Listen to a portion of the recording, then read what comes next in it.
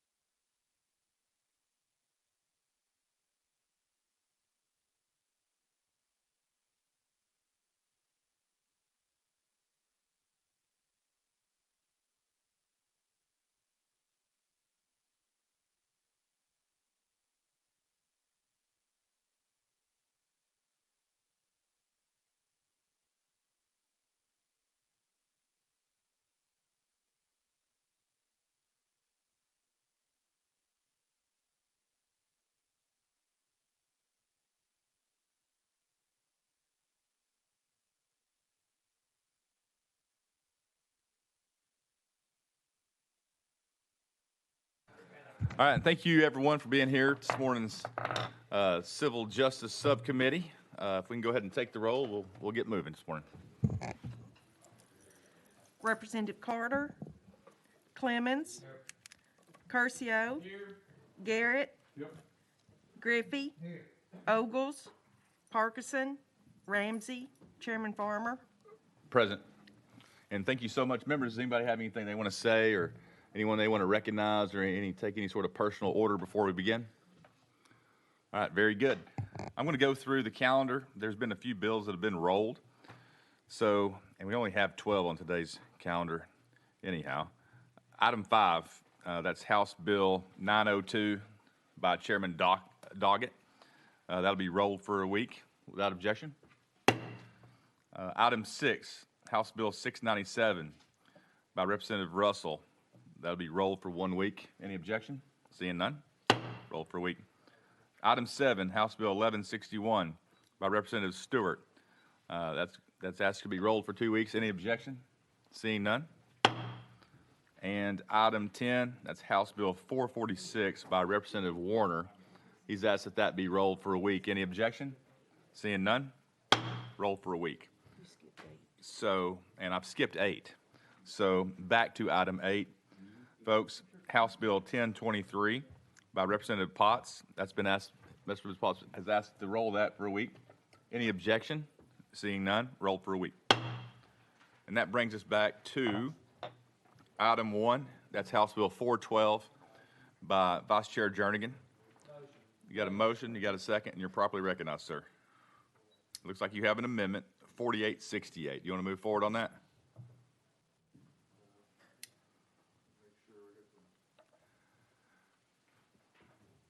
Take your time. Thank you. 4868. I do. It makes the bill. Okay. So let's. Okay, you've got a motion and second, so you're properly recognized on the amendment, so you can move forward on it if you'd like, or however. Yeah, if we could put it on the bill and just do Go it. ahead. What does it do? Oh, okay. Well, and it's like I said, it makes the bill. So House Bill 412, it exempts retired police officers from serving as a guard, patrol, or watch person if the retired officer meets the same requirements to carry a firearm as an active police officer under the Law Enforcement Officer Safety Act. And so meeting these requirements of an active police officer annually under LEOSA has a significant more regulations than a typical retired officer seeking an exemption. So I'm happy to answer questions or go further in the details of the requirements between the two, if you like. Okay, and this is on Amendment 4868. The amendment makes the bill, right? Correct. Okay, so Representative Griffey, you're recognized, sir. Thank you, Mr. Chairman. Just a question on the amendment. What's the difference between the amendment and the original bill? The original bill, I was kind of. It seems like the amendment's more restrictive. I'm sorry, Mr. Chairman. Oh, you're recognized. Go ahead. It seems like the amendment may be a little more restrictive than the original bill. No, the original bill, I substituted and deleted it all because there's two requirements right now for an officer who is retired but does not have the LEOSA exemption. So they had to do two requirements. I believe it was a range and fingerprints. So now they can do that, or I wanted to do an or this instead of deleting and just doing this. If that makes sense. And the way I read it, it looks like you're giving them an alternative. option. And it's not, I don't see this as being more restrictive. I Okay. think he's just giving an Thank you. alternative. Or at least that's your intent, is that It's correct? the alternative, correct. Okay. Members, any questions on the amendment? Question Okay. on the amendment. Thank you. We're ready to vote on adopting House Amendment 4868 to House Bill 412. All in favor, say aye. Aye. Opposed, say no. Ayes have it. Now we're back on the bill as amended. The bill's been explained. Members, do you have any questions for Vice Chair Jernigan? Seeing none, looks like we're ready to vote to send House Bill 412 as amended to Civil Justice Full Committee. All those in favor say aye. Aye. Opposed, say no. Ayes have it. Bill moves on. Thank you. Chairman, members, thank you. Brings us to item 2. House Bill 167 by Vice Chair Moody. You've got a motion and a second on the bill, and it looks like you have an amendment as well. 5560 is the drafting code I have. Would you like to move forward on that? Yes, that's correct. Okay, you've got a motion and a second on that as well. So Thank you're ready you. to go. We're ready to go whenever you Well, are. I would love to tell you a little bit of a story, if I may, quickly. When I asked for the bill to be rolled, I know I had a Metro Nashville police officer close by that could come and share his experiences. And in the meantime, my sheriff called me and said, I've got a good friend. Would you call him? He does this at the academy. I think it'd be good for you to talk to him. So I called him. Well, he opposed the bill. And I'm like, wait a minute. I don't want to talk to you. No. But anyway, so his name was Peter Cove. And his actual title is he's the Tennessee Public Safety Volunteer Network East Region Coordinator. Well, it was amazing, the suggestions and concerns that they had. And so I asked to roll the bill another week. So last Tuesday, we met with some of the representatives from the Tennessee Public Safety Volunteer Network, along with David Kennington, who is here today with Metro Police Department. And I also have my constituent, Scotty DeLashman, who is the president of the FOP. And then Jimmy Gafford is here with the FOP in Nashville. And so let me look back there. Did I get everybody? I also have another constituent, Stephen Schofer. He is our juvenile services director, but has nothing to do with this bill, but just here for support. So just to let you know that on the front end, if you want to hear from any of the fellas that are here, they're certainly here. But my pastor used to say the door of opposition swings on the hinges of opportunity. And I think that's exactly what happened with this. While, we don't ever like to hear of opposition to our bills, but it's certainly because we all came together and it was amazing and just such a blessing. And I feel like, just have made a lot of new friends. And we were all able to agree on how to make this better. So this is what this amendment does. And it actually is in fewer words of what we were trying to accomplish. And so it simply says that the crisis intervention means a session at which crisis response services are rendered by critical incident stress management team member or a leader prior to, during, or after a crisis or disaster. And then the second part that changed was a crisis response services means consultation, risk assessment, prevention interventions, referral, and crisis intervention services provided by a critical incident stress management team to individuals affected by crisis or disaster. So in a nutshell, we added in that first part, that number 1, we added the word prior. It already had during or after, but they were all in agreement to add the word prior. And then the crisis response services part, we added the word the prevention and crisis intervention. And with that, it explains the amendment, and I'll listen. Very good. Members, Representative Griffey, you're recognized. Thank you very much, Mr. Chairman, and thank you, Chair Leader Moody, for bringing this bill. And I support the intent, but we've had our discussions, and I can't support the bill because of this reason, and it sets out in the summary. This bill, as it appears, supporter cannot be required to testify or divulge any information obtained solely through the CISM intervention, if, and then it's got 1, 2, or 3. My concern is that this may impinge upon a defendant's right to have exculpatory evidence brought forth in a criminal trial.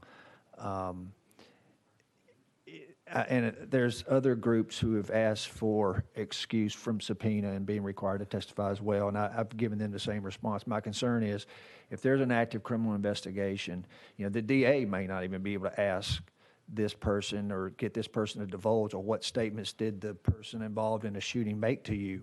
And that person may have made statements that, look, I was confused, or I didn't, I closed my eyes, or, you don't know what statements were there.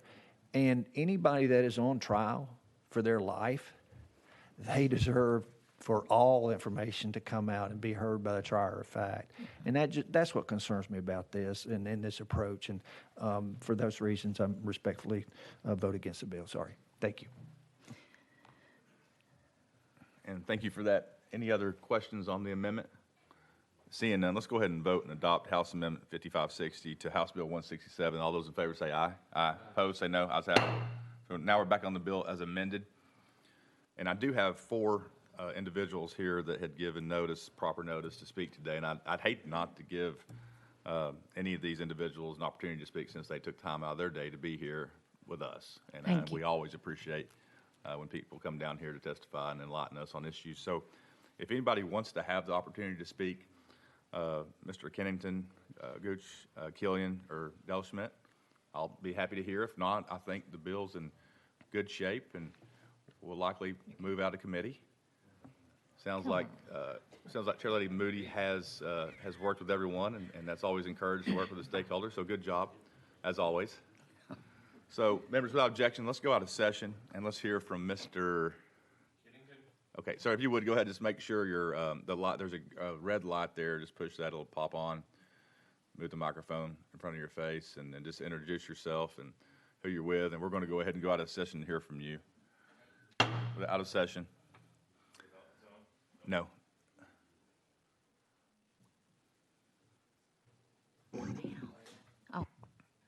There we go. I appreciate your time. Thank you very much. My name is David Kennington. I work for Metro Nashville Police Department. I manage our professional wellness section, which is a comprehensive officer wellness program. It's been around 35 years. Our job is really to promote, maintain, develop healthy police officers and their police families. The reason that we're so supportive of this bill is that we want our officers to have proactive services. It's very easy for us to react when there's been a critical incident, such as a shooting or some type of critical incident. As you can probably ascertain, it's very difficult for police officers to trust other people. As a licensed professional counselor, I am able to give officers privilege, confidential protection. What they share with me in my office, on a scene, at any environment is protected. I cannot be called to testify in a court, in a case. What we know, though, are cops sometimes prefer to talk to cops. They feel comfortable. We have 130 peer supporters. Our job is not to hide information, but we want officers to have relationships with peer supporters that they trust. And we want to be proactive. So it may not be a line of duty death or an officer involved shooting, but it's building those relationships where they can have a cup of coffee with somebody and share that they're having some marital problems or stressful things at home or at work. And I think this bill protects that. Metro Nashville Police Department has an incredible internal affairs, OPA, Office of Professional Accountability. Officers are held responsible for their behaviors. So again, Representative Moody, I appreciate you drafting this, and I appreciate you guys listening to this and moving this forward. I think it's imperative that officers have those places where they can share things and that information be kept confidential. Thank you. Thank you for that. Members, any questions? Support. Yeah, Representative Clemens, you recognize, sir. Yeah, thank you, Mr. Chairman. I just got a question. Can you give me a hypothetical of, we're adding prior to that language in that definition. What would be an example or a need of why you would do something prior to? Absolutely. All of our officers are encouraged to. They're currently not mandated to, but they're asked to participate in annual wellness checks. So we don't wait for, we don't wait for the critical incident to provide services, whether it's counseling or peer support. We have officers that once a year, when they have their physical exam, they're also asked to check in with the peer supporter, with the counselor, and just sit down and talk about their job, their families, how they're doing. So that would be prior to a critical incident. And in those situations, officers are obviously disclosing how's your family, how's your job, what's stressing you out, how are you coping with it? And we want to protect that information as well. Representative Clemens, any follow-up? Yeah, thank you, Mr. Chairman. Yes, so my concern there is a little bit of what Representative Griffey alluded to is, so in a lot of the burden of proof on these things is what someone knew or should have known prior to an accident taking place. So that prior to knowledge raises some red flags just for that reason. But I understand then, you want to have the conversations, you want to have the discussions. Can you just address that specific concern?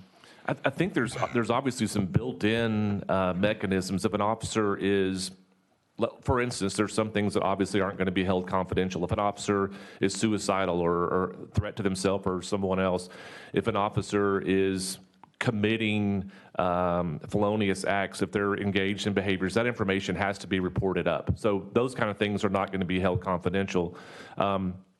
If an officer is struggling with things, personal things, our peer supporters recognize their limits of services, their limits of expertise, and that's when the counselors in our unit get involved and support those officers. So again, I'm not sure if I'm completely answering your question.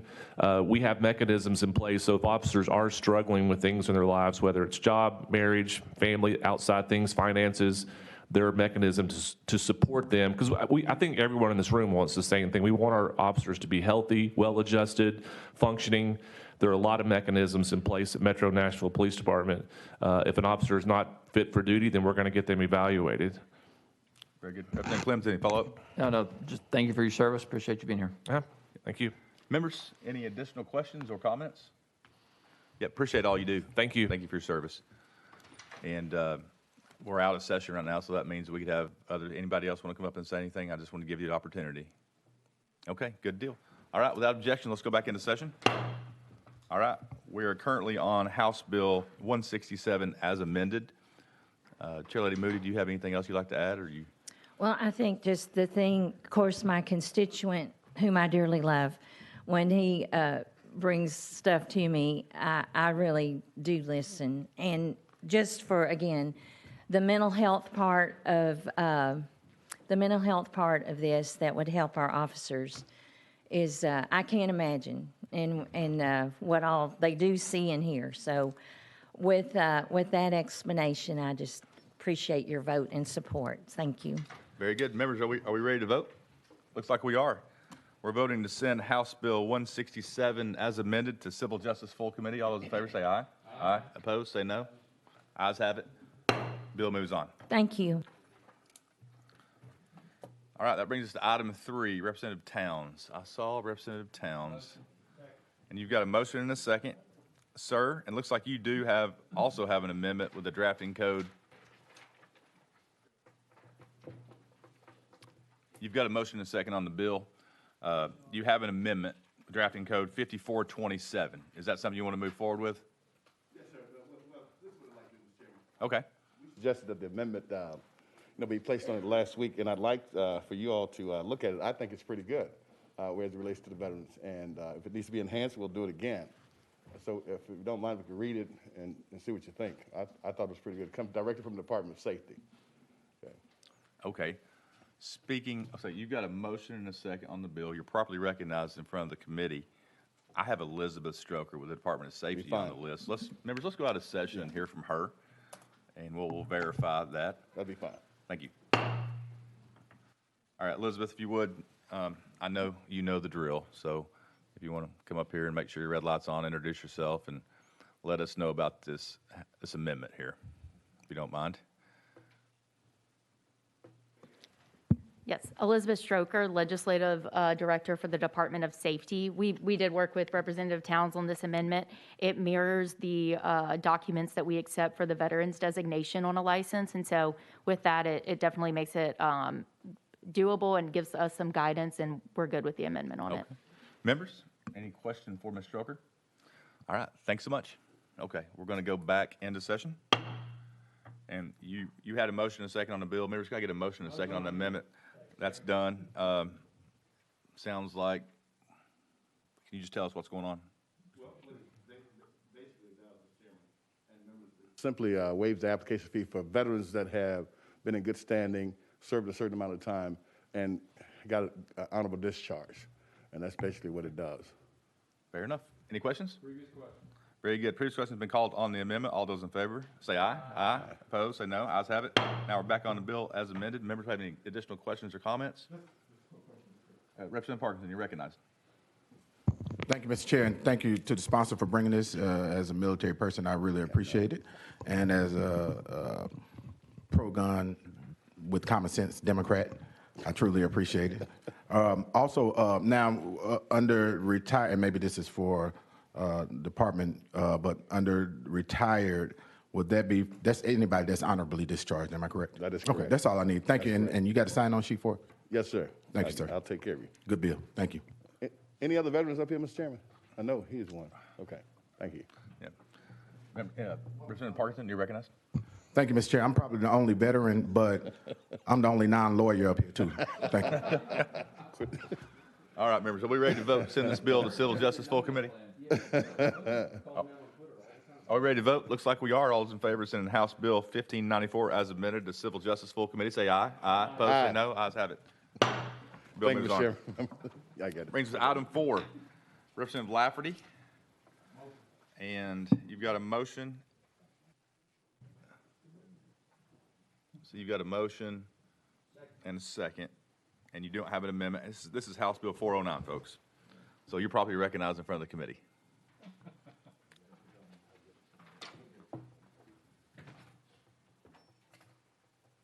Thank you, Mr. Chairman. Thank you, committee. I wanted to be able to come in here and say that this is a cleanup bill because of the 409. But there's my humor for the day. That was good. All right. That was good. Back to business. You're back. You're well, so you can't blame anything on the COVID now. That's You're right. obviously clear-minded. If I'm a little chippy today, Right. I'll blame that on the COVID. Okay. But this, you all have been told about, visited from friends, talked.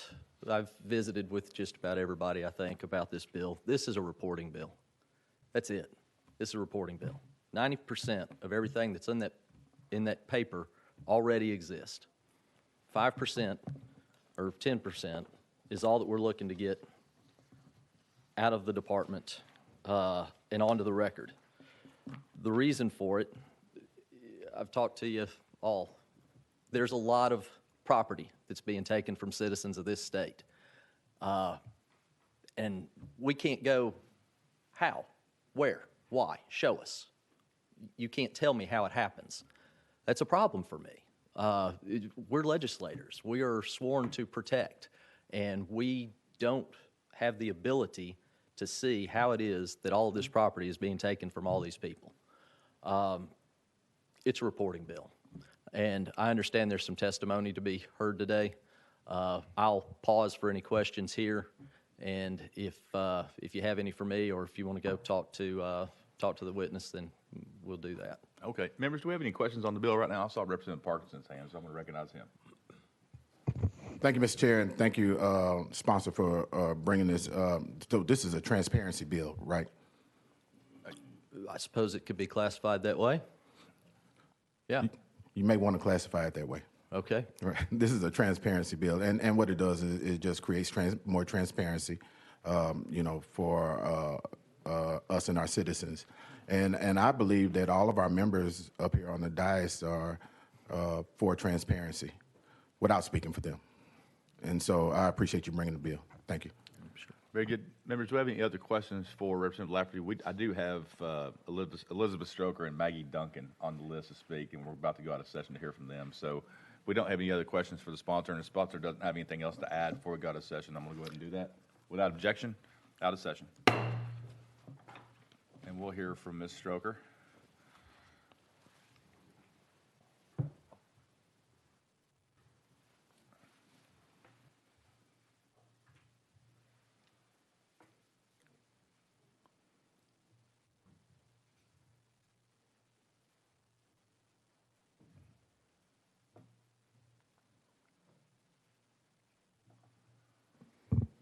Elizabeth Stroker, Legislative Director for the Department of Safety, as well as one of our Assistant General Counsels. And I do appreciate what Chairman Lafferty is trying to do with this bill, and I know that most of you are pretty familiar with it. We did a pretty intense summer study on this back in 2019, and came to the conclusion that, and I really wish that we could do what the sponsor is wanting to do in this bill. However, it's just not doable. Some of the information in it, there are some pieces that we can do and that would be doable, but the sponsor wants to kind of move forward as is, which is great. But there are pieces that require us to track criminal convictions in regards to people who have had their property seized and then going through the forfeiture process. And those two systems do not run at the same time. They do not talk to each other, and that information is not shared. So if somebody is arrested and their property is also seized, I think the most common example is, a drug offense or something along those lines. Their criminal process is obviously going through the court system, while the property itself is going through our civil procedure side of it. And the bill is requiring us to somehow track any criminal outcome, and the courts, law enforcement, and the department do not talk in a manner that would make that doable. Another issue with the bill is that it requires us to go and get a lot of follow-up information from property owners, which generally would be doable and we can do in regards to the person the property was taken from at the time of the stop or at the time of the seizure. But it requires us to go and do all of that follow-up information with people who may be true owners or outside owners. Think of a vehicle, if it's leased, the lesser of the vehicle. And there's nothing that mandates these people to give us this information. There's nothing that requires the agencies to turn this information over to us. And so if the bill were to pass, especially with only a $30,000 fiscal note, even though we went back and forth with fiscal review, that we basically need an entire system to try to capture this information, there's still only a $30,000 fiscal note on it, and that wouldn't even cover someone to just track the seizures within our department and any corresponding criminal convictions that may be aligned with it. And so we're not against the idea of what Chairman Lafferty is trying to do. It's just a matter that there is no possible way to collect this information and accurately report it, especially not within a February 1st timeframe, whenever currently the report is 600 pages long, and we struggled to get that done by March 1st. And you're adding in all of these other parameters into it, both on the agency side, the law enforcement agency side, and now the court side, with information that just simply doesn't, there's just no way to collect it without creating some type of portal or some type of online system, which I know everyone would love. We would love if that were doable and something that could be done, but as written and as funded, there's no way for us to comply with this legislation. Members, Representative Griffey, you're recognized. And I'll move to, well, The chairman had his hand up first. he did, okay, let's move to Chairman Curcio first. Thank you for that, and I'll come right back to you. Thank you. I want to say I really like this bill. So I heard you lead off by saying parts of it may be possible. Can you talk about what would be, what is doable and by what effective date? Yes, and this was kind of something that came out of that summer study of 2019. Some of the information as far as adding in, mean and median for all of the current property seized, trying to reach out to other property holders and gathering that information.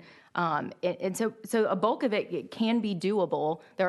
Mostly the whole front part of it. However, everything related to the courts and what's going through that criminal process with any coinciding criminal convictions, that's what's just not doable. And what we've tried to express is we would love it. We would love to gather all of that information, but especially with a February 1st turnaround with no additional revenue, no additional staff, no type of portal to gather this information, you're basically going to be asking us to track every single seizure, which I think there are annually about 7,000 with any coinciding criminal convictions, that entire process, any seizures that come through the criminal side, and then any subsequent information along with that criminal conviction with no additional people or resources at all. And that's just, we would love to do it. It's just not possible for us to do it as drafted and funded. Chairman Curcio, any follow-up? Well, I just want to say thank you for that, because I mean, I participated in that summer study, and this was one of the ideas that I think, many of us in that committee really liked, which was let's have some transparency, as was mentioned earlier, my colleague from Shelby County. So I really hope that this was, a bill whose time had come. But I also have a bill in another committee, or actually in the Criminal Justice Committee, that deals with the EMIF fund that I thought I had worked out with F&A, and come to find out they just can't physically do it. So, as lawmakers, obviously we want to see Tennessee lead and advance, but I also know that we can't fit a square peg in a round hole. So, again, are there any parts of this at all that could run forward, or is it just something you guys need to work on further? Yes, there are, but we would have to actually sit down and try to work on it and try to pull out the pieces that are doable. But as a whole, it cannot be done. Okay. Well, thank you. And if this goes forward or doesn't go forward, I hope that we can continue to have those conversations, because I know it's very important to a lot of folks to see what's going on here. So Yeah, thank you. Absolutely. Representative Griffey, you're recognized. Thank you, Mr. Chairman. Thank you, Ms. Stroker, for being here. My question is, do you know generally, and not to exact dollar, approximately how much money the Department of Safety recovered from forfeited assets from the civil assets, say, on an annual basis or last year or something like that? I don't have that with me right now, but we do have a full report that came out March 1st. I can get that, and I can get that to you. I can go pull it up, pretty quickly and give you the annual currency seized and turned over. Is it safe to say it's more than $1 million or $2 or $3 million? For our department, we're one of the lower ends of the money brought in compared to other agencies, but I would say at probably about $1 million. Okay. At least. Yeah, I would say that would be a close bet. And approximately how many employees are employed with the Department of Safety? Oh, a total? 12 to 2,000 people, but again, those are mostly troopers and DL examiners. Okay. And this sort of one final question. It's my understanding at least one District Attorney General wants all his asset forfeiture cases to go through General Sessions Court. If the General Assembly were to say, we're going to let our General Sessions judges hear these cases, would that solve this problem of being able to track the criminal case with the civil asset forfeiture data? Maybe, because then it wouldn't come through our department. As drafted, it's something that we have to be in charge of and we would have to track. And obviously, if that went to the full criminal procedure, then we wouldn't have any input in it outside of what our agency would be responsible for. Good. And my final comment, look, I'm sympathetic to Department of Safety, and I want, we certainly want them to have the resources and be able to do what they need to do to carry out the mission and the statutes that we ask them to do. At the same time, I think it's critical anytime the state government is taking assets of the citizens, we need full transparency. We need this data, and if it's a budget item that needs to be funded, if it's funded from some of the funds from the actual asset forfeitures, if that's a way to solve this issue, I would be in favor of that. If the way to solve this issue is to require these civil asset forfeiture cases, which seem to cause so much consternation with a number of our constituents throughout the state, that we go through General Sessions Court, I would be in favor of that. This issue, I think the General Assembly ought to put this issue to bed one way or another and address it. And if we've got one District Attorney General in the state that sends all his cases through General Sessions Court, and that seems to be working and has been working, my understanding, for a number of years, I think that's something we ought to look at, and I'd support that effort, because I am never comfortable when we have the decision maker on a case is part of the department that is prosecuting the case. To me, it's kind of like our no offense to our Supreme Court, but our Supreme Court selecting who the Attorney General is going to be and something. It's like you've got a member, a litigant. You kind of got some potential associations there. It's best to have some separation from. So with that, I'll support the bill. Thank you. Thank you. Representative Garrett, you're recognized. Thank you for testifying. I've got some concerns just because of my practice. I appear in different counties. I appear in general sessions, both circuit and chancery, kind of across this state, or at least in the Middle Tennessee area. And it's frustrating when you have different clients that touch those different courts because those court systems don't talk to each other.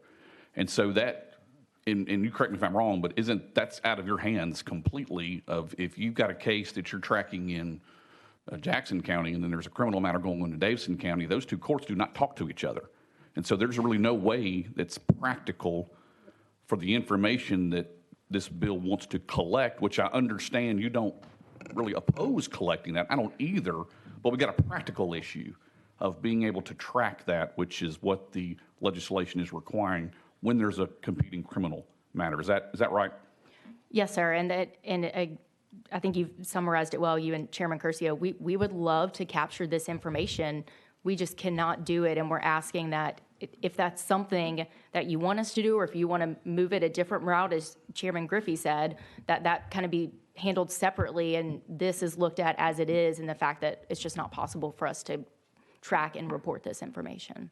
We are currently considering some software for our county clerks because our county clerks want to be able to talk to each other and have things via the portal for when you file pleadings and et cetera electronically, which is a similar system what you're talking about. They're asking for, I believe that fiscal note is $16 million. And so I'm like you, I have some concerns that $30,000 number for the fiscal note is going to be accurate for what that'll take for our 95 counties, along with 3 or 4 courts or systems within those counties being able to talk to each other and track that information, because it's just not possible right now. So if we had that solution, hypothetically, would the Department of State be supportive of this particular information if our systems talk to each other?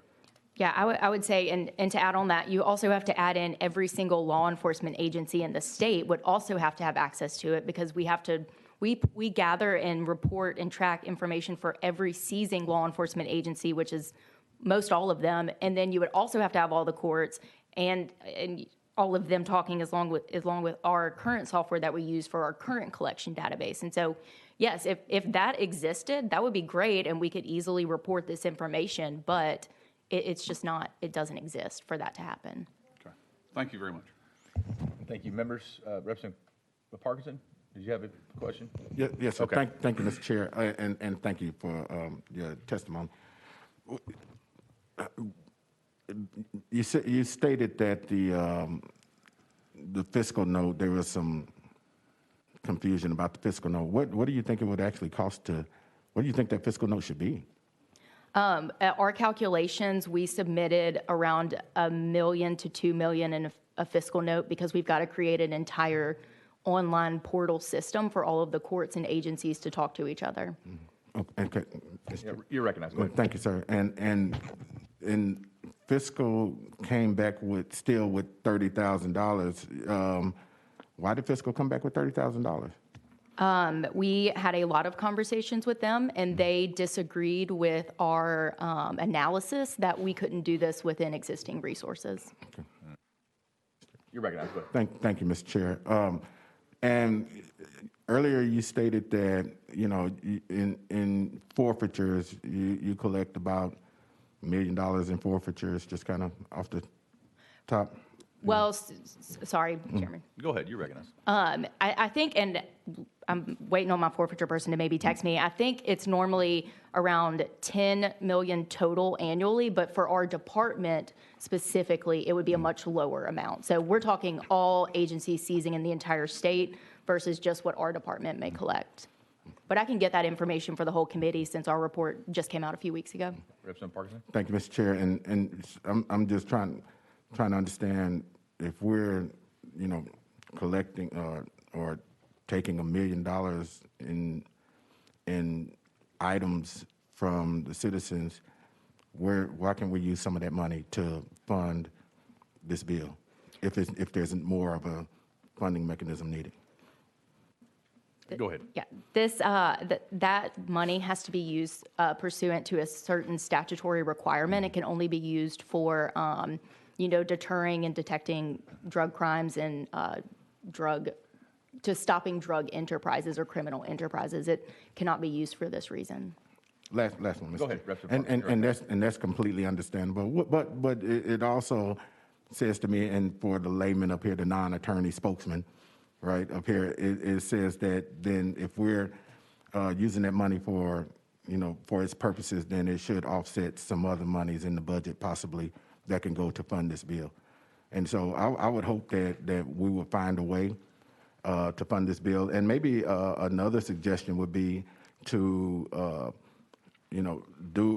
complete the part that can be completed this year, and maybe possible. And I'm not telling the chairman to amend this bill. I'm just suggesting this.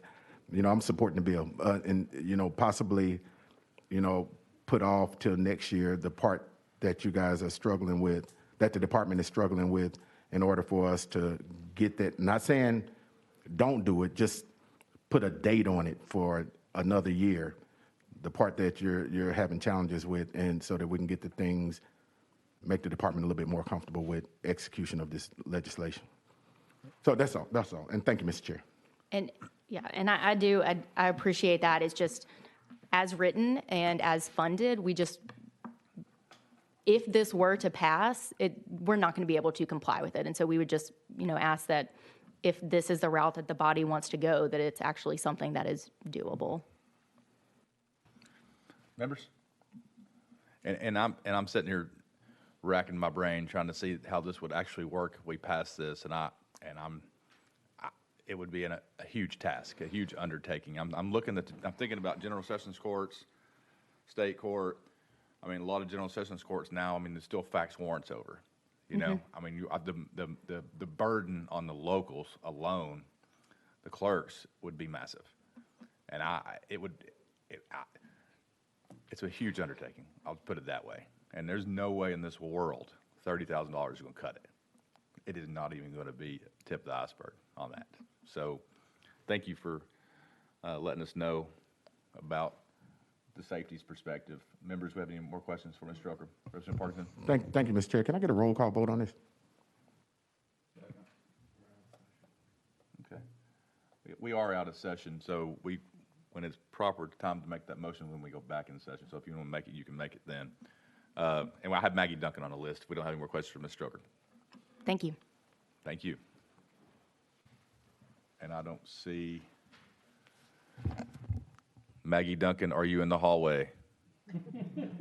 If you hear this, come to Civil Justice Subcommittee.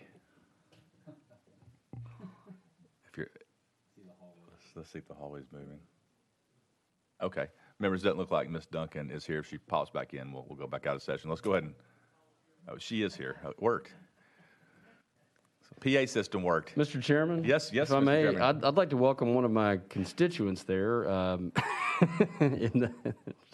Oh, okay. Hey, Ms. Duncan, yeah, we had you on the list to speak and on this, on Representative Lafferty's House Bill 409. So just take your time and It's my introduce first yourself to time the committee. this year. Yeah. Maggie Duncan, Executive Director for the Tennessee Association of Chiefs of Police. I appreciate it. We just have a few concerns on the level of the information that's wanting to be collected, and some of our chiefs are afraid that some of the questions that they're going to be asking could be considered offensive to the individual. Okay.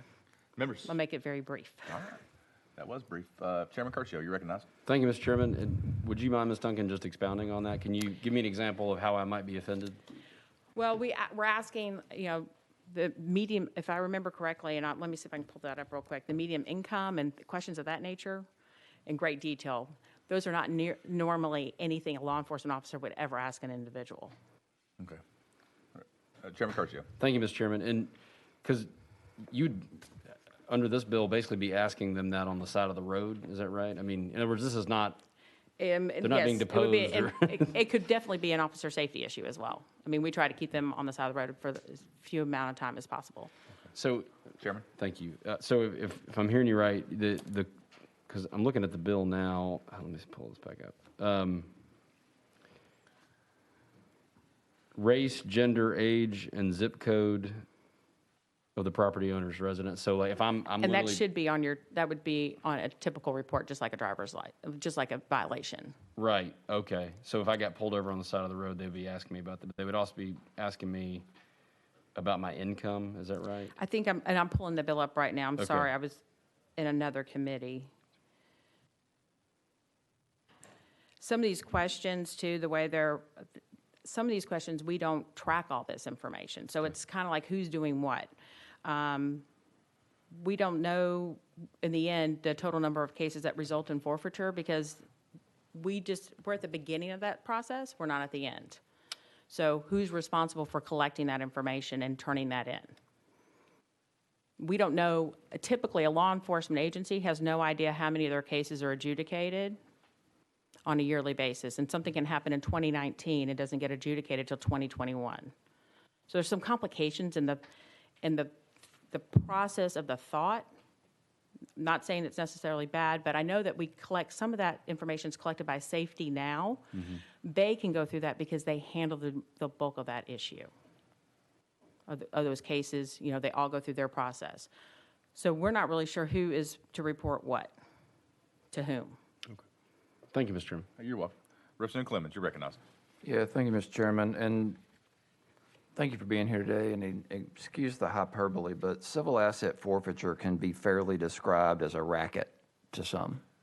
How would you suggest that we collect the necessary data to properly reform this system? Well, we've been working on reforming the system for the last 5 years. And I think that we have very few problems to date. And that would be a question that would be probably more adequately answered by the Department of Safety because they collect a lot of that data and create a report annually now. So they would be better able to answer what that information is that they're turning over in those annual reports because I'm pretty sure they're several hundred pages long. This would only make it even longer. Representative Clemens, you're recognized. Yeah, thank you. I appreciate that. And, the problem is we just consistently get, we can't do this, we can't do this. And y'all are the ones actually in the field who know what can be done. And so that's the reason for the question. Yeah, and so here, keep this in mind. Like one of the questions is the total value of property. That's not really, we take it in place. I guess they put a value on it, but a lot of that all happens through the process with the administrative law judge, depending on how it goes through that system, through the Department of Safety. That's all handled through the Department of Safety. Department of Safety, you have to turn all the paperwork in, and they can deny it, and then everything's returned back.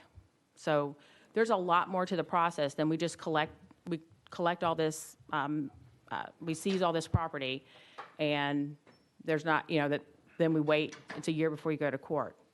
They go through an administrative law judge, and a lot of this gets all ironed out in a much quicker fashion.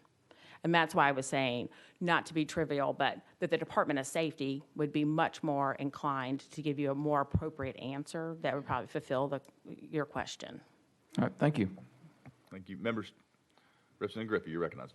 Thank you, Mr. Chairman, and thank you, Ms. Duncan, for being here and your service to the state of Tennessee and law enforcement. Let me ask you this. If the language of the bill was amended to say that the Department of Safety shall report any and all information, make the best good faith effort of values and proceeds and all that for the data that they already collect, wouldn't that be doable? Wouldn't that get us pretty much, 90 yards down the field? I think that's a lot of what we already do. I would definitely say, with safety, where they can literally tell you every single thing that we're collecting right now, because they've got that in a format. But some of these where we're going to talk about the total mean and median of the amounts of time for cases and the date they were opened, it just seems like that's an awful lot of work for somebody to do that I'm not sure we're looking for an answer for a problem we may or may not have. That's what we're searching for something. Representative Griffey. Thank you, Mr.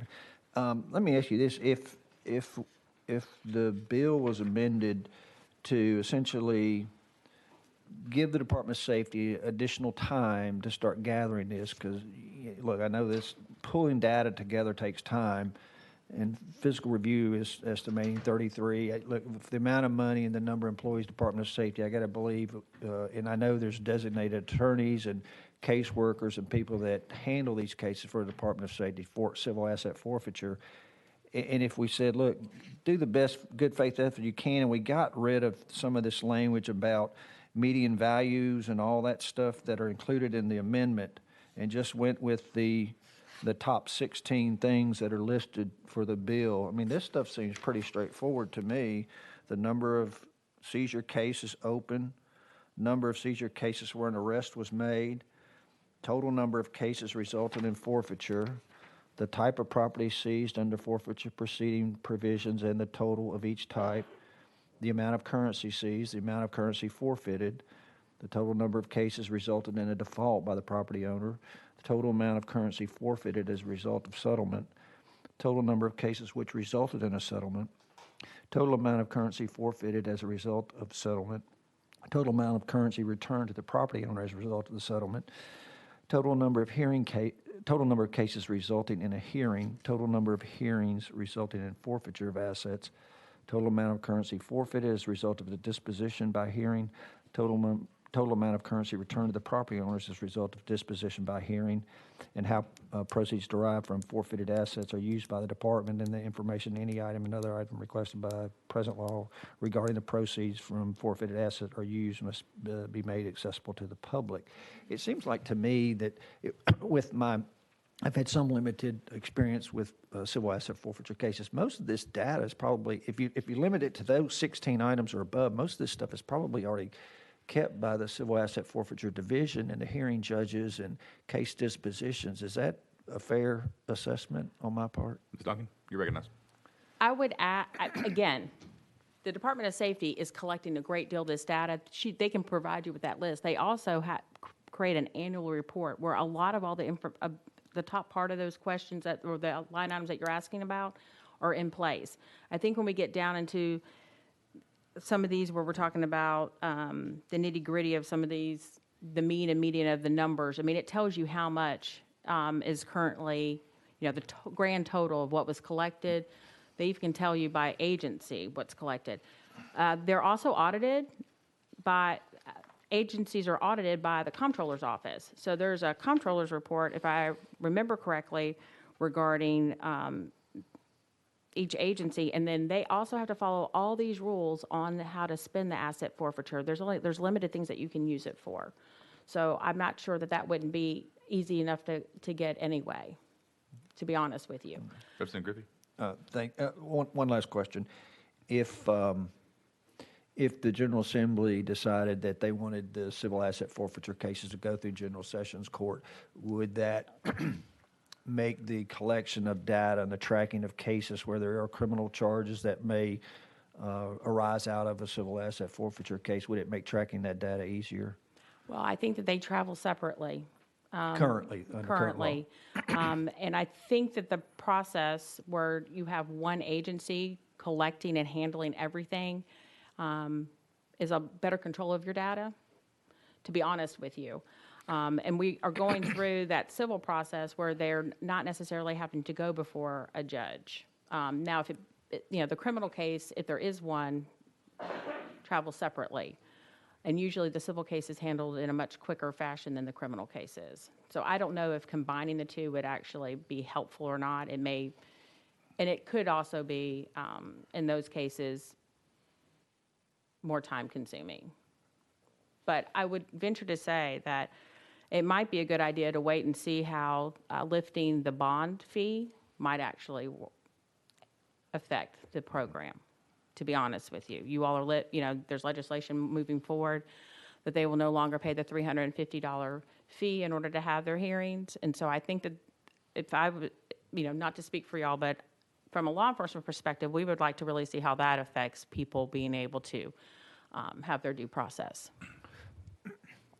Representative Griffey? Is it fair to say the department probably anticipates a greater number of cases and proceedings with the removal of the bond requirement? It's very possible. Again, I wouldn't want to speak for the Department of Safety, but it's very possible. But, law enforcement spends a lot of time based on what you guys do up here, self-correcting, and sometimes overcorrecting based on you all may set a minimum, and we try to go above that to make sure that we aren't doing something wrong. So with anything, as we've worked on this bill for the last 5 or 6, this program for the last 5 or 6 years, we've really tightened up a lot of things, and we've really seen a lot of those numbers drop. So we have a lot fewer issues, I believe, at this point. Thank you. Thank you, Mr. Chairman. Thank you, Ms. Duncan. Yes, sir. Thank you. Chairman Curcio, you're recognized. Thank you, Mr. Chairman. And I just want to say, I think we've heard a lot of questions. I know my good friend from Davidson County, Shelby County, and Perry County had questions, and the response was we maybe needed to hear from safety again. So I was just going to suggest, and I know there was also a question from my good friend from Shelby County about how much the department itself has actually seized last year as opposed to the overall number. I bet Ms. Stroker's had the opportunity to look at those things. Would it be okay to bring her back up? Since we got a lot of questions for her. That'd be great. Any other questions for Ms. Duncan? Okay. Thank you so much, Thank you Chairman. so much. Thank you. Ms. Stroker?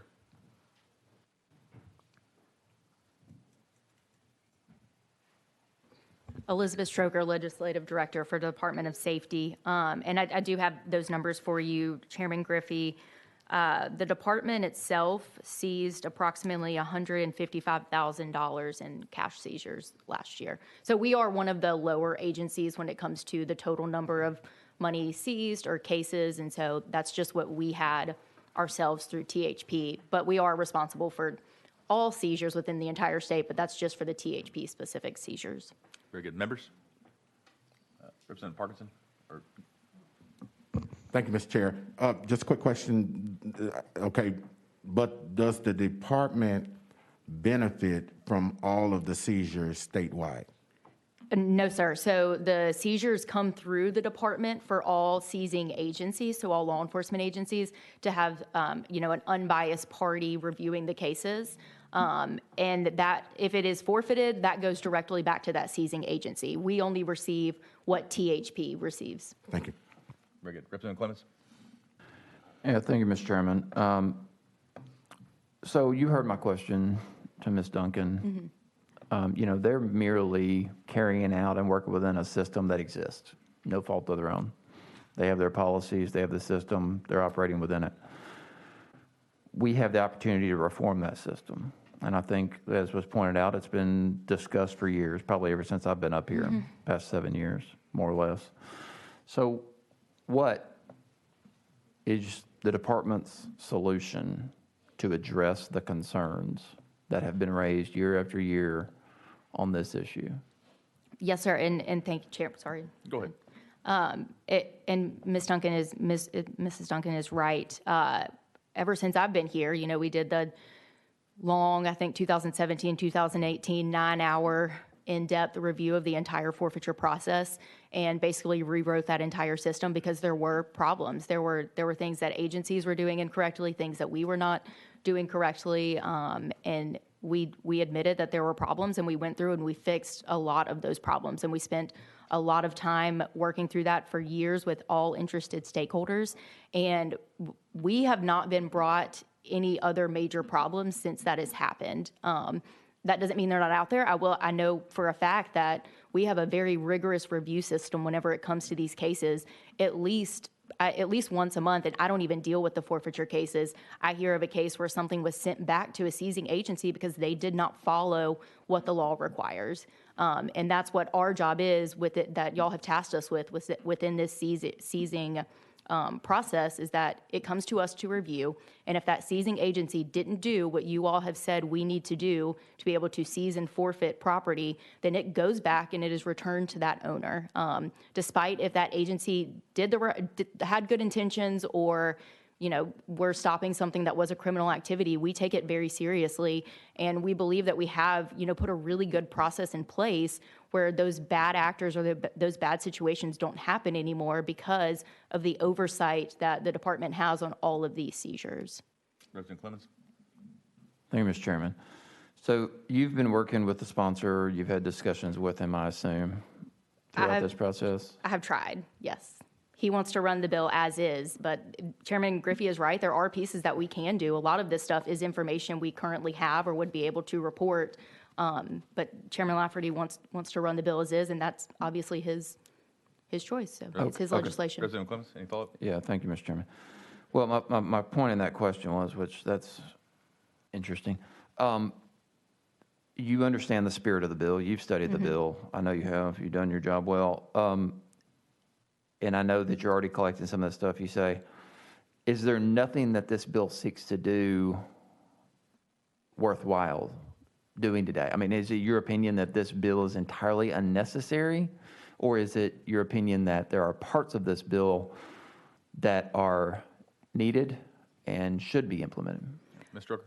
And I do think it's a good idea. You know, the more information you can have, the better for everyone. And I do think there are parts that could be helpful for some people who want more information on this or as it relates to the criminal process. But however, how the forfeiture process is set up, it does fully run through our department. It runs through that civil process. And so our problem with it is that it's just not possible for us to do it. Not that we wouldn't love to provide this information. We just simply cannot comply with that main portion of the bill dealing with the criminal portion of it. All right, thank you, Mr. Chairman. Appreciate it. Thank you. Members, any follow-up? Okay. Chairman Curcio, you're recognized, sir. Thank you, Mr. Chairman. Sorry, just one final question. So if we, again, I reference another bill that I have that I was very fond of, but unfortunately F&A just can't do it. It sounds like something here you'd be willing to do this if you could. What happens if we pass a bill that you actually cannot comply with? Ms. Strooker?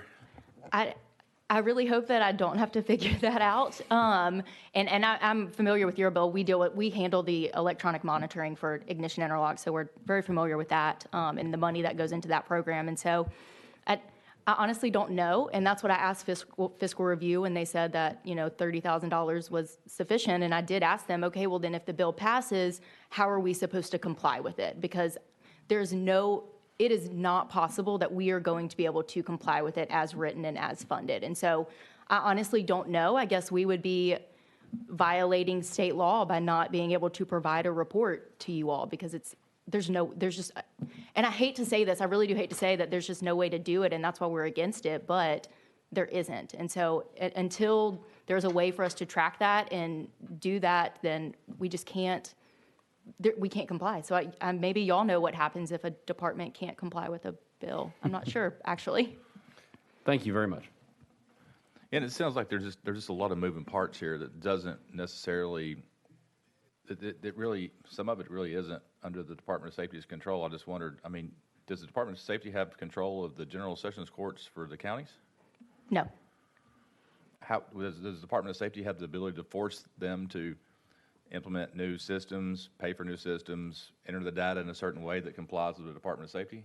No, and there's no requirement that they gather this, report this, that the seizing agencies report it or gather it. So we're going to submit nothing. So is some of this information gathered by the General Sessions Courts in the state, by the state of Tennessee, in the state? Possibly. I'm not sure. You may have to ask them, but maybe. As far as I'm sure they have records of people who, have a criminal conviction or go through the criminal process, but tying it to a seizure, I don't believe that exists, but they may be able to answer that better. Okay, I'm just trying to connect. I'm trying to figure out what dots need to be connected to make this work. Yeah. Okay. All right, members, any other questions for Mr. Strooker? Representative Parkinson, you're recognized. Thank you, Mr. Chair. And maybe I'm out of order, but I'm going to ask that the member roll this bill when we come back in the session. Okay. Okay. If you'll recognize me first.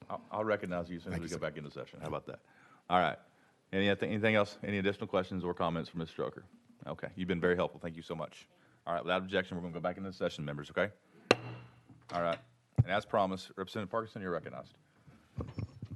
Mr. Chairman Lafferty, do you mind rolling the bill for a week or so we can get it worked out? Because this is a good bill. I don't want to see it go down the tube.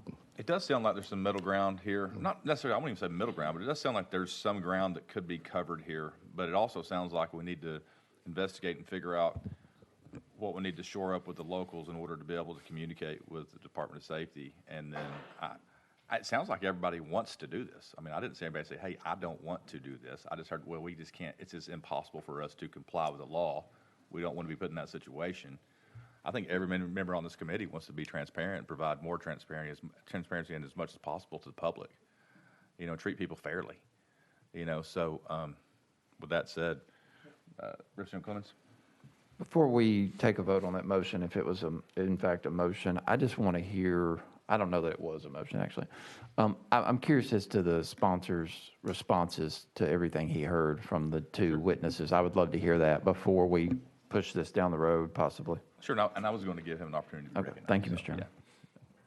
Representative Lafferty, or Chairman Lafferty, you're recognized, sir. Thank you. Thank you for that question. Asked for a solution. Department of Safety just stood here and said, not possible. 2019, we had summer study. Since 2019, not possible. Department of Safety has not been to my office to provide any ideas of any solutions on this matter. I don't pretend to understand how everything works between the multiple court systems, the jurisdictions, Department of Safety, all the other departments involved. It's too big. Nobody can wrap their head around all of it. But all that I've gotten from Department of Safety is can't do it. I would love to hear solutions from people that know the inner workings, and I haven't been through that. It was a big question. May I continue? Absolutely. So a couple of numbers real quick. 2018, approximately $11 million was forfeited through civil forfeiture.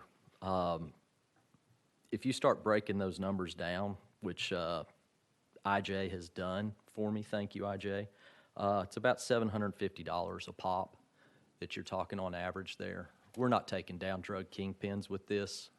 We're taking people's automobiles that need to get back and forth to work. We're taking money to buy groceries for their families. Now, do I have the evidence to back that up? Nope. Can't be done. That's what I keep hearing. Can't be found out. But when you dig into the numbers, it looks messy. It doesn't look clean. And taking property from people without due process crawls all over me. Anyway, sorry, I'm getting a little emotional about this part here. If I could, we get caught up in technology these days. Technology is the solution to everything. We just need a computer system to wire all of these agencies together. I've been through that. I've seen that through my Government Operations Committee. A computer system program started as a project 4 years ago with 3 different agencies coming together to come up with a solution. 4 years after that, and $9 million taxpayer dollars later, 4 years and $9 million later, they had nothing to show for it. Here we are in 2021, almost 2 years removed from the summer study. What progress has been made on the computer system that I heard about in summer study? I don't know. If it is passing an imperfect bill, which gets the program moving, is it the best way? Probably not. But I'm not seeing a ton of ideas coming from the folks that have their hands on the mechanism. That's a problem. I'll close. If there is a fix, it may be as simple, y'all, as pen and paper. Whenever somebody's pulled over, stopped, arrested, having their property seized, there's some paperwork there, right there on the spot, the day that happens.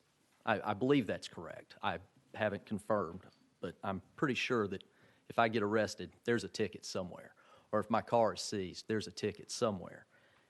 Folks, this could be as simple as on the front end, where there's a civil warrant issued, right there on the spot, there is a criminal charge associated with this. Right there on the front end. Pen and paper. Don't get lost in the technology. Don't get lost in we got to tie together all of these things that are in the ether out here floating around. Pen and paper still work, still effective. Yeah, somebody will have to track it. Somebody will have to pull it up. But it really could just be as simple as putting an extra box on a piece of paper at the time that it's written.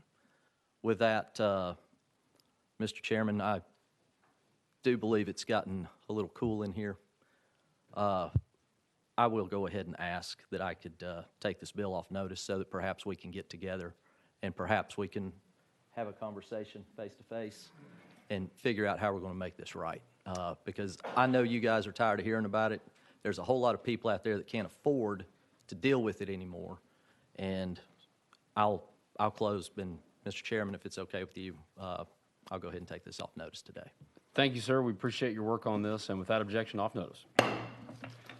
Members, that brings us to item number 9 on your calendar, House Bill 928. Sir, you have a motion and a second. This is by Representative Campbell. And I see you have an amendment, and I want to make sure I get the barcode correct. It is coded 005527. Do you wish to move that amendment today, sir? Yes. Okay. Representative Campbell moves his amendment. Do we have a motion? Second motion. Motion and a second, sir. You're recognized on the amendment. I see it makes the bill, so you want to describe the amendment, and we'll move forward from there. Thank you, Mr. Chairman. The amendment deletes all the language after the enacting clause and affirms that any treaty, executive order, rule, or regulation of the United States government that violates the Second Amendment of the United States Constitution, as determined by the United States or Tennessee Supreme Court, as null, void, and unenforceable, and prohibits the state and political subdivisions from using public resources to enforce, administer, or cooperate with the enforcement or administration of any such treaty, executive order, rule, or regulation.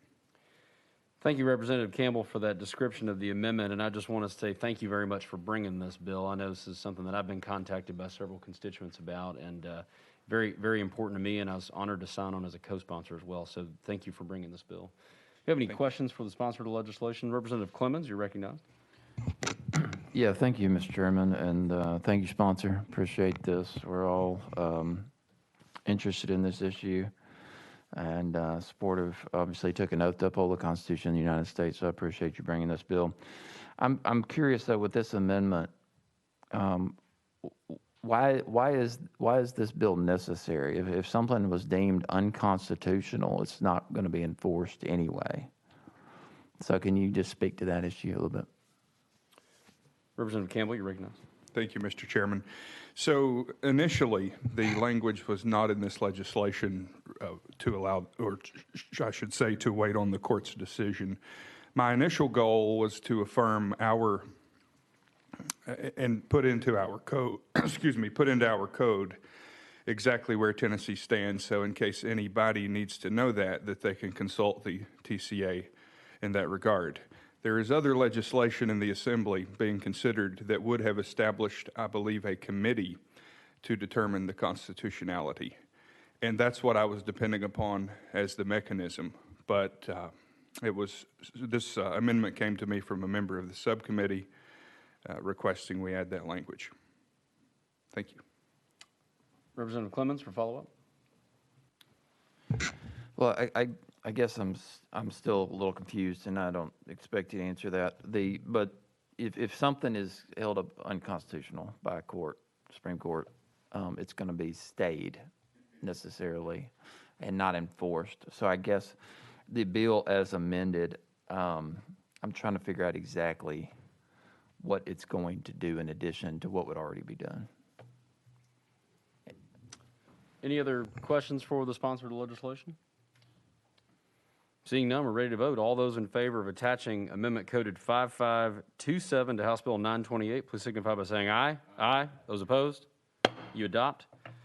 Representative Campbell, we do have some testimony on the list. So if there are no other questions for the sponsor of the legislation, and without objection from the committee, we will go out of session, so out of session. And we have Elizabeth Stroker on the list from the Department of Safety.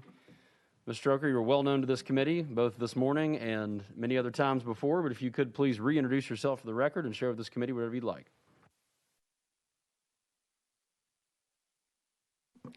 Yes, thank you. Elizabeth Stroker, Legislative Director for the Department of Safety, and thank you to the sponsor and representative of the bill. We actually worked with him, and the amendment addresses our concerns. We had wanted it tied to a final adjudication either at a Tennessee Supreme Court or the U.S. Supreme Court, and so with that, we're good with the bill. Very good. Members, any additional questions for Ms. Stroker? All right. Thank you so much. All right, we'll go back into session without objection. All right. Mr. Chair, you're recognized. Thank you, Mr. Chairman, and I appreciate you letting me drive there for a little bit while you had to take a phone call. Well, I appreciate that, and I apologize for having to step out. I had had to make a phone call to my office back home there, so thank you so much. My pleasure. Happy to do it. I just wanted to say, I mean, there was a question earlier about why the purpose of this. I mean, I think we all hear that term unconstitutional bandied about quite often. And if I had a nickel for every time somebody told me on Facebook that XYZ was unconstitutional, then I wouldn't have to come up here. I would own an island somewhere, I think. So we just, I think it was important to all of us to make sure that, if something is unconstitutional, we need to know what that standard is, and then we want to make sure, I know my constituents want to make sure that their Second Amendment rights are protected, and nothing that's unconstitutional that happens to the federal government, the state government, is going to be enforced. So I appreciate you bringing the legislation. Very good. Members, any additional questions for Representative Campbell? Representative Clemens, you're recognized. Thank you, Mr. Chairman. My response is to my good colleague here from Dixon County. When you hear us talk about the word unconstitutional, we're given an opinion, whether legal or otherwise. But when the Supreme Court of the United States or the Tennessee Supreme Court deems something unconstitutional under the U.S. Constitution or Tennessee Constitution, it is in fact unconstitutional. So it's not going to be enforced, and it's going to be stayed or whatever other procedures are going. So this isn't some rhetorical issue. This is, if it's found unconstitutional by the courts, the highest courts in the land, that's it. So again, my concern remains about the need for this, and appreciate the colleague's statement here. Members, any questions for Representative Campbell? And may I ask this, I did miss this, have we adopted the amendment? We have, so we're on the bill as amended? Okay, thank you. Any additional questions for Representative Campbell on the bill as amended before we vote? All right, questions have been called on the bill. All those in favor of sending House Bill 928 as amended to Civil Justice Full Committee, say aye. Aye. Opposed, say no. Ayes have it. Bill moves on. Thank you so much. All right, brings us to item 11, House Bill 1199 by our very own Representative Garrett. Sir, you have an amendment there, 5535. You want to move forward with that? Yes. Amendment 5535, Mr. Chair. 5535? 5535. Yes, that is correct. So you've got a motion and a second on the amendment. Would you like to start there and then? Sure, the amendment makes the bill, and so what the difference between the first bill and the amendment now is it was brought to me by some folks that are in the industrial field about asbestos litigation. And of course, the first thing I asked when they brought me this bill was, have we talked to the plaintiffs' lawyers for this particular legislation? They did, and they are actually both on the same page. So the amendment reflects that agreement between the plaintiffs' lawyers and the defense lawyers about asbestos legislation. You may recall about 2016, there was a huge amount of asbestos legislation that passed unanimously in the House, and so this is somewhat of a, I don't want to say a cleanup bill, but what happens typically in these type of litigation cases, they name any defendant out there possible that could have some sort of connection to a claim regarding asbestos.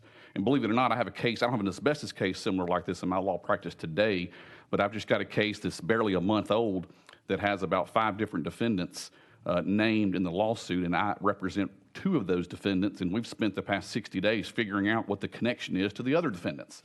In fact, that applies to one of my clients right now that we're about to file a motion to dismiss to get my client out because they've sued them personally when there's no basis to do that. And so that is called kind of capturing the net of how many defendants are out there. So what this legislation does, which I support wholeheartedly, is really narrow who the defendants are. They've got to present a form that says how their claim is connected to an asbestos legislation. And so this is again a compromised bill to narrow the focus of what defendants out there. So we're just not suing anybody and everybody that may have zero connection to any type of asbestos claims, because we don't have that many here in Tennessee. And a couple examples that we're worried about, a couple of cases filed last year in Tennessee included well over 25 defendants. Anybody that litigates and practices law realizes with 25 different defendants, that makes a lawsuit potentially very, very expensive for those defendants that aren't connected. In other states that are happening now, there was a couple of cases in Ohio that have over 125 defendants. And so we've got some real issues with this. So this is just narrowing that net down, so there's actually got to be some sort of connection when they file that lawsuit. So with that, Mr. Chairman, I'll be happy to take any questions regarding the legislation. Very good. Members, any questions for Representative Garrett? Seeing none, looks like you're ready to vote. Send House Bill 1199 to Civil Justice Full Committee. All those in favor say aye. Aye. Opposed, say no. Ayes have it. Bill moves on. Thank you, Mr. Chairman and committee. Thank you. And that brings us down to the last item on the calendar, and that, excuse me.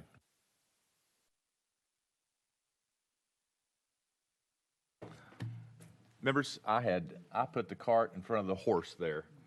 So we need to, can I get a motion to, we will need to reconsider our actions on that.